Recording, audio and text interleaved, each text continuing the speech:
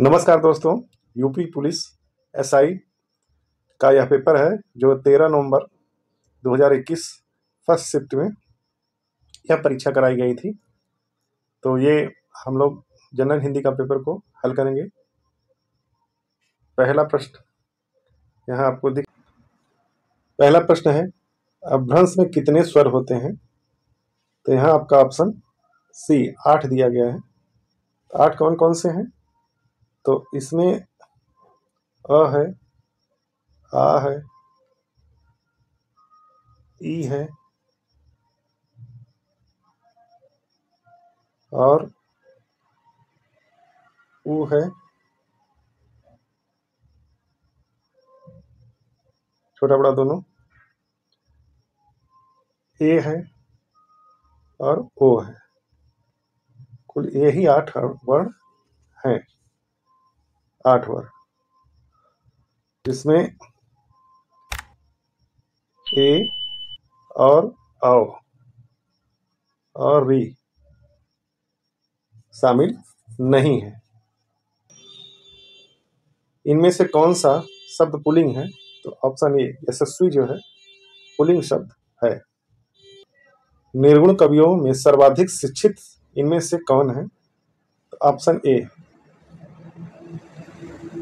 सुंदरदास सबसे पढ़े लिखे संत कवियों में थे, यानी भक्ति काल में निर्गुण संप्रदाय से सुंदरदास सबसे पढ़े लिखे कवि थे या संत थे, जिनकी रचना सुंदर विलास भी है।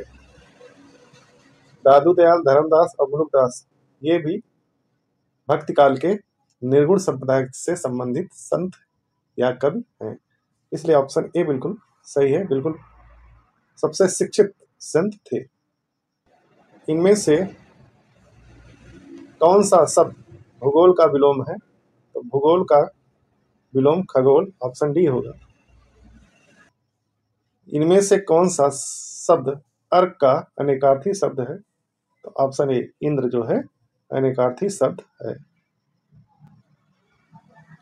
क्वेश्चन संख्या 6, यथाशक्ति में इनमें से कौन सा समास है? तो ये आपका यथाशक्ति में अव्ययी समास है, यानी अव्ययी भाव समास है। तो अव्ययी भाव समास में यथा जो है ये आपका उपसर्ग लगा हुआ है। तो जिस शब्द में उपसर्ग लगा रहता है वह अव्ययी भाव समास होता है। ऑप्शन सी बिल्कुल सही आंसर। विशेषण मूलतः कितने प्रकार के होते हैं? तो विशेषण आपका मूलतः 4 प्रकार के होते हैं। तो 4 कौन कौन से हैं? पहला है गुणवाचक, गुणवाचक। दूसरा है संख्यावाचक, संख्यावाचक।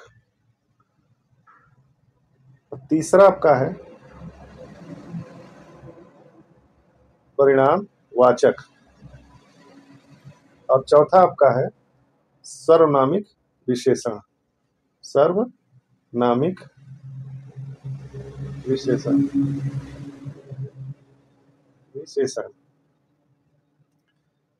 यानी आपका मुख्य रूप से ये 4 प्रकार के विशेषण हैं। तो ऑप्शन ए बिल्कुल आपका सही हो जाएगा।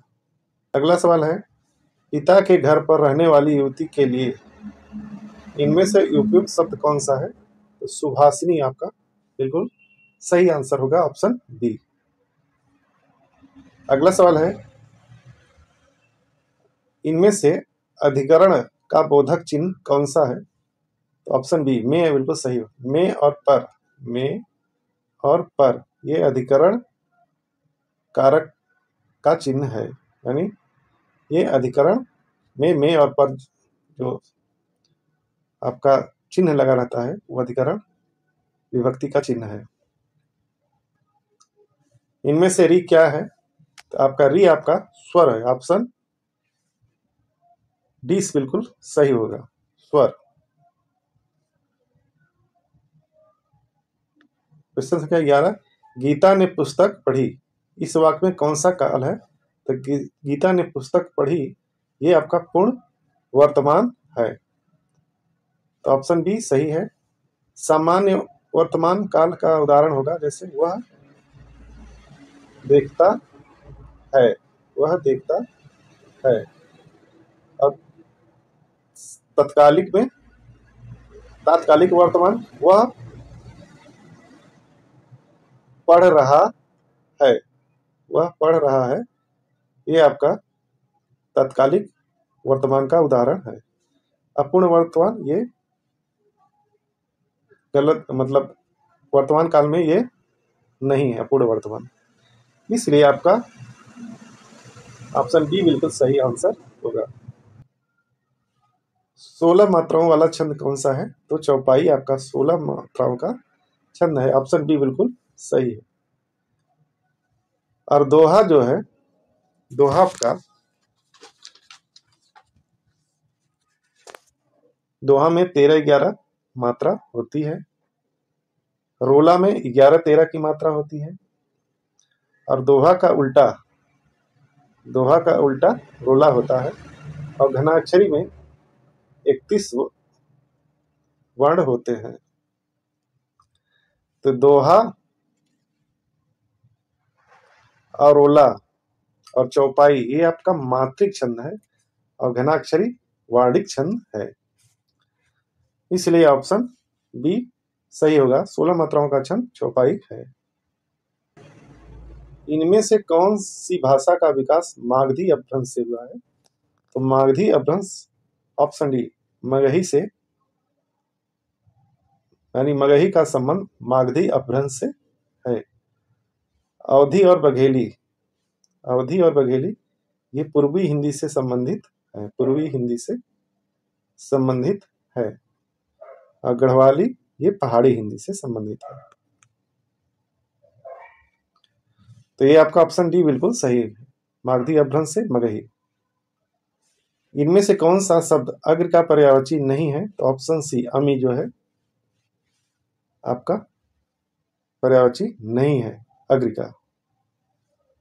इनमें से यौगिक सर्वनामी विशेषण का कौन सा उदाहरण सही है? तो बिल्कुल आपका ऑप्शन डी ऐसा आदमी नहीं देखा।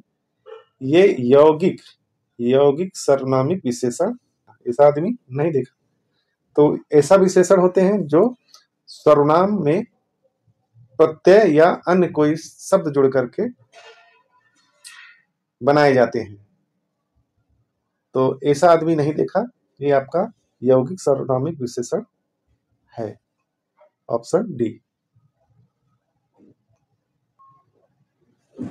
इनमें से वीर रस के कवि कौन हैं? तो वीर रस के कवि रामधारी सिंह दिनकर हैं। जयशंकर प्रसाद छायावाद के हैं।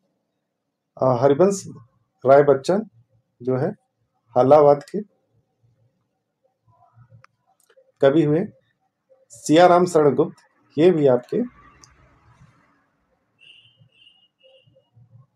छायावाद के कवि हैं। कुंडलिया छंद में चरणों की संख्या कितनी होती है? तो ऑप्शन डी 6 होता है। 6 में आपका कुंडलिया में 2 चरण दोहा के, 2 चरण दोहा के और रोला के 4 चरण होते हैं। तो कुल 6 हुए। तो दोहा में के 2 और रोला के 4 मिला करके कुंडलिया के कुल 6 चरण होते हैं। और कुंडलिया में जिस शब्द से शुरुआत होती है उसी शब्द से उसका अंत होता है। सबसे बड़ा पहचान यही है, जिस शब्द से शुरुआत हो और उसी शब्द से अंत हो जाए तो वो कुंडलिया कहलाती है। तो ऑप्शन डी बिल्कुल सही है। किसका उच्चारण स्थान दंत है? तो ऑप्शन बी न आपका दंत, यानी दंत उच्चारण स्थान है। इसमें त, थ, द, ध और न ये 5 वर्ण दंत वर्ण है। महावीर प्रसाद द्विवेदी इनमें से किस पत्रिका के संपादक थे? तो सरस्वती के संपादक थे। वैसे सरस्वती का प्रकाशन 1900 ईस्वी में ही हो गया था, लेकिन द्विवेदी जी को 1903 ईस्वी में संपादक का प्रभार मिला। 1903 में संपादक बने थे। इनमें से कौन सा शब्द गौरव का विलोम है? तो गौरव का विलोम जो है लाघव। ऑप्शन बी सही है। तो ये 20 प्रश्नों का ये था। कुल 40 प्रश्न पूछे गए हैं। तो अगले वीडियो में हम भी अगले 21 से 40 प्रश्नों को लाएंगे और हल किया जाएगा। अगर यह वीडियो पसंद आया हो तो लाइक कीजिए, शेयर कीजिए। वीडियो देखने के लिए जो आपने समय दिया है उसके लिए धन्यवाद। मैं आपके उज्जवल भविष्य की कामना करता हूँ।